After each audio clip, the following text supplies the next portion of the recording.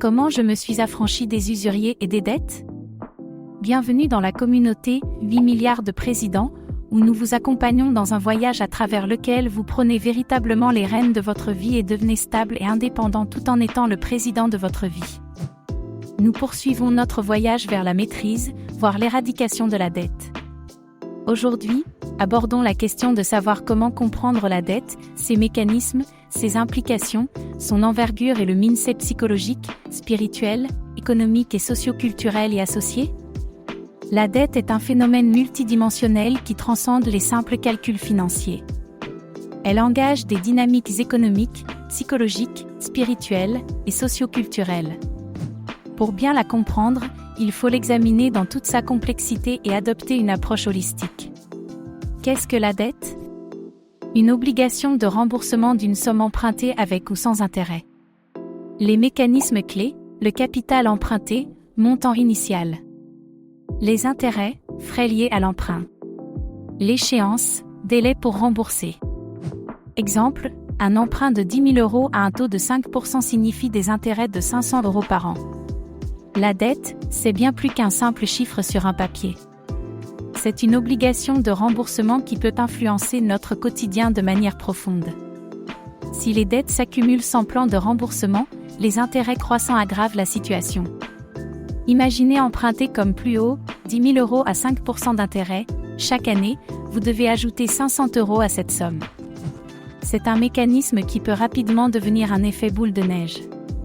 Une carte de crédit à 20% peut transformer un achat de 1 000 € en 1 200 € en un an.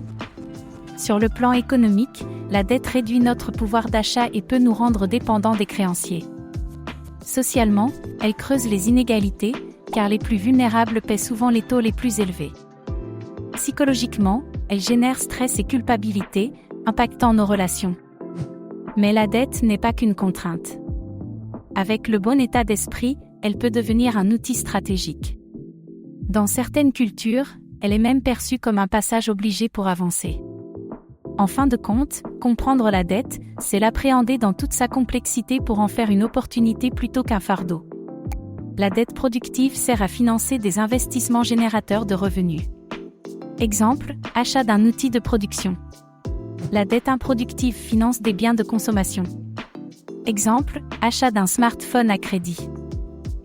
Les implications économiques individuelles incluent une diminution du pouvoir d'achat à cause des remboursements et une dépendance économique face aux créanciers.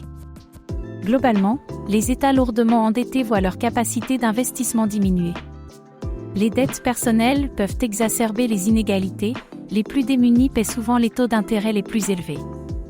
Exemple, le microcrédit, bien qu'utile, peut parfois plonger des communautés dans un cycle de pauvreté. Stress, culpabilité et sentiment d'échec sont fréquents chez les personnes endettées. La dette peut affecter les relations familiales et sociales. En 2022, 25% des Français avaient au moins un crédit à la consommation actif.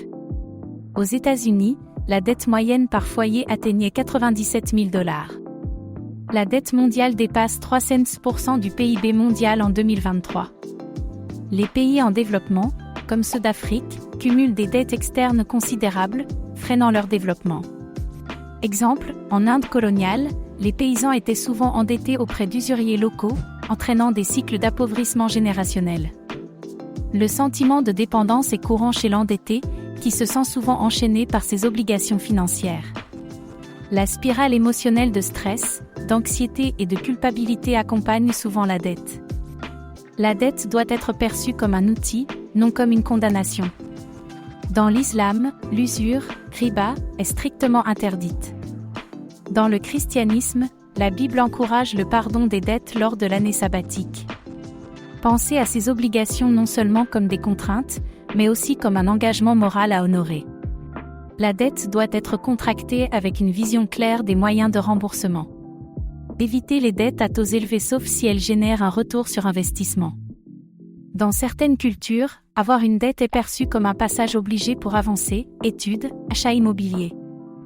Dans d'autres contextes, l'endettement est un sujet honteux, limitant les discussions ouvertes sur le sujet. La dette est une réalité universelle aux implications profondes et variées.